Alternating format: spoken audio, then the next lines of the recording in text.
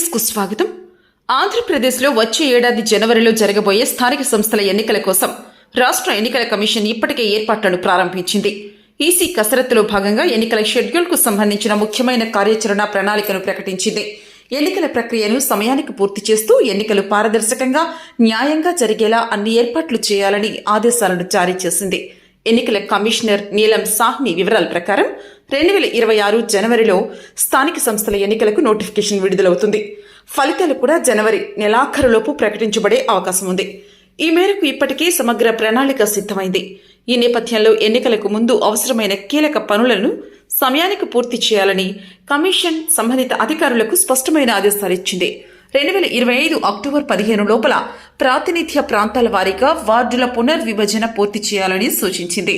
దీని ఆధారంగా రిజర్వేషన్ల ప్రక్రియను కూడా ముందుకు తీసుకెళ్తామని తెలిపింది. అదేవిధంగా డిసెంబర్ 15లోగా రిజర్వేషన్ల జాబితాను ఖరారు చేయాలని స్పష్టం చేసింది. అంతేకాదు, కొత్తగా ఓటర్లను చేర్చడం, మార్పులు చేయడం లేదా తొలగింపులు చేయడం వంటి పనులతో కూడిన ఓటర్ల జాబితాను నవంబర్ 15 తేదీలోపు తయారు చేయాలని ఆదేశాలు జారీ చేసింది.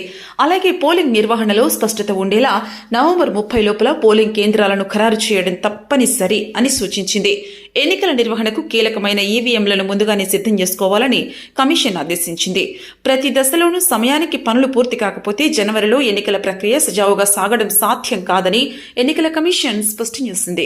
రాజకీయ వర్గాలు, ప్రజలు ఆసక్తిగా ఎదురుచూస్తున్న ఈ స్థానిక సంస్థల ఎన్నికలు గ్రామీణ అభివృద్ధి, పట్టణ పాలన, స్థానిక స్థాయిలో ప్రజాస్వామ్య వ్యవస్థకు ప్రత్యేకమైన ప్రాధాన్యత కలిగి ఉన్నాయి. అందుకే అన్ని పనులు సమయానికి పూర్తి చేసి ఎన్నికలను ప్రశాంత వాతావరణంలో ముందుకు తీసుకెళ్లడం కోసం ఎన్నికల అధికారులు జాగ్రత్తలు తీసుకుంటున్నారు.